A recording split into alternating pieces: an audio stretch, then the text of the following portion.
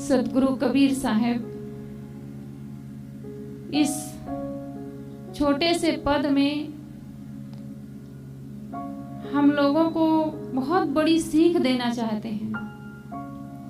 क्या कह रहे हैं? भजो रे भैया राम गोविंद हरि। किसका भजन करो? राम का, और दूसरा गोविंद का। हम सब यहाँ जानते हैं कि सदगुरु कबीर साहब का राम कौन है? अपनी आत्मा। सदगुरु कबीर साहब किसी बाहर भगवान को नहीं मानते हैं। अगर बाहर भगवान है तो कौन है? हमारे इष्ट सदगुरु देव। तो सदगुरु कबीर साहब क्या कह रहे हैं? भजो रे भैया राम गोविंद हरि। जो हमारे इष्ट संत गुरु हैं उनकी सेवा, उनकी भक्ति ही हमारा भजन है। और दूसरा भजन किसका करना है? अपनी आत्मा का। अब प्रश्न होता है कैसे उसका भजन करेंगे? आत्मा का।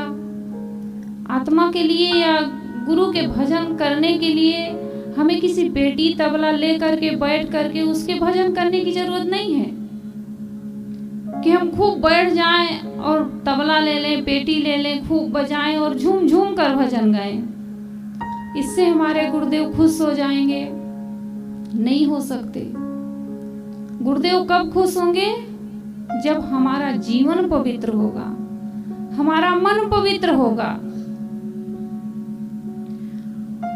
बड़े सौभाग्य की बात है कि हम लोग कहाँ बैठे हैं? तीर्थराज प्रयाग में, कुंभ मेला में। हम लोग देखते हैं यहाँ पर मेला में कितने प्रकार की साधनाएं लोग कर रहे हैं। जितने भी संत आए हुए हैं यहाँ, बड़े बड़े संत हैं, सब अपने अपने ढंग से भक्ति करते हैं, साधना करते हैं। हमें सबसे सीख मिलती है। मैं तो यहीं जब कुंभ मेला में आई तब मुझे लगा कि कितनी प्रकार की साधना हमारे भारतवर्ष में होती है। मैं तो जानती ही नहीं थी कि ऐसी ऐसी कठिन कठिन तपस्याएं लोग करते हैं। किस लिए करते हैं? सुख पाने के लिए, शांति को पाने के लिए, परमात्मा को पाने के लिए। एक दिन हम लोग अभी या 2-3 दिन हुआ निकले थे बाहर घूमने के लिए। आ रहे थे घूम करके, रात हो गई थी, पैदल आ रहे थे। एक संत रास्ते में, अंधेरा हो गया था, अग्नि जलाए हुए थे और उसी आग के सामने खड़े हो, एक पैर में खड़े थे, एक पैर उठा करके घुटने पर रखे थे और खड़े थे। पैर कंप रहा था, वो खड़े भी नहीं हो पा रहे थे। हमारे और साथी लोग जो थे वो गए आग के पास खड़े हुए और नजदीक चले गए थोड़ा आगे के पास।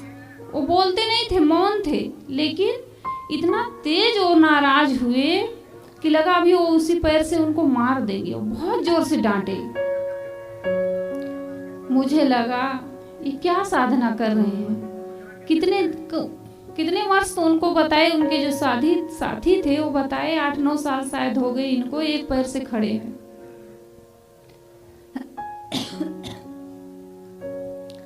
मुझे लगा कि क्या साधना है इनकी कि एक पैर से खड़े हैं, तपस्या कर रहे हैं, लेकिन भीतर से कितना क्रोध है,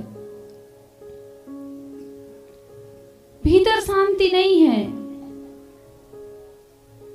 और भी लोगों को देखते हैं कितनी प्रकार की, कोई खड़ेश्वरी बने हैं, कोई जल शयन कर रहे हैं, कोई मुंडन करवाते हैं, कोई कितनी प्रकार की साधनाएं यहाँ लोग करते हैं। किस लिए करते हैं? शांति पाने के लिए, परमात्मा को पाने के लिए, सुख को पाने के लिए। लेकिन क्या ऐसा करने से उन्हें शांति मिल सकती है? नहीं मिल सकती है। जब तक हमारा मन पवित्र नहीं होगा, हमारा मन निर्मल नहीं होगा, हमारे विचार अच्छे नहीं होंगे, तब तक हमें शांति नहीं मिल सकती है।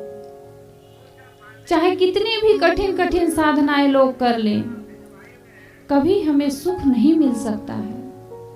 अगर हम सुख पाना चाहते हैं तो क्या करना होगा? अपने मन को निर्मल करना होगा। सदगुरु कबीर साहब का बहुत ही प्रसिद्ध पद है, हम लोग जानते हैं, मन की तरंग मार लो बस हो गया भजन।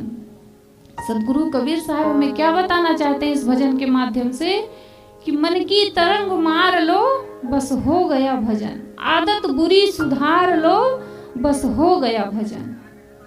भजन कैसे होगा? अपने मन की जो गंदी आदतें हैं, जो हमारे भीतर विकारी तरंगे उठती रहती हैं, हमें उनको मारना होगा। हमारी जो बुरी आदतें हैं, बुरी इच्छाएं हैं, जब तक हम उनको नहीं मारेंगे तब तक हमारा भजन नहीं हो सकता है। क्या गुरुदेव जी हम लोग खूब भजन गाएं और उनकी आरती वंदना करें तो गुरुदेव जी हम लोगों से खुश हो सकते हैं? कभी नहीं खुश हो सकते। अगर हम गुरु को, अपने इष्ट को या अपने आप को खुश रखना चाहते हैं तो हमें क्या करना होगा? हमारे भीतर जो गंदे विचार हैं उनको हमें हटाना होगा, दूर करना होगा। तभी हमारा मन निर्मल होगा, हमारे जीवन में सुख शांति आ सकती है। साहब क्या करें? जप तप साधन कछु नहीं लागत, खर्चत नहीं गठरी। क्या इस भजन को करने के लिए हमें किसी प्रकार के जप करने की जरूरत है? किसी प्रकार की तपस्या करने की जरूरत है? या कितना हमें कोई धन संपत्ति भी खर्च करने की जरूरत नहीं है। क्या करना है?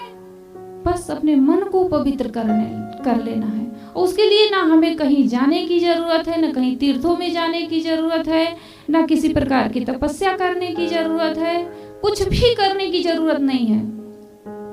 वो भजन कहाँ होगा? जहाँ हैं हम, जहाँ हैं वहीं पर अपने मन को हम निर्मल कर लें, अपने मन को पवित्र कर लें, बस भजन हो गया। उसके लिए हमें न पूजा अर्चना करने की जरूरत है, न जप तप करने की जरूरत है, किसी प्रकार की हमें कोई तपस्या नहीं करना है। लेकिन लोग कहाँ भूल जाते हैं इस भजन को करने में? सदगुरु अगली पंक्ति में बता रहे हैं, संतति संपत्ति सुख के कारण तासे भूल पड़ी। कहाँ भूल जाते हैं लोग? प्राणी और पदार्थों में हम भजन करना भूल जाते हैं, हम उलझ जाते हैं।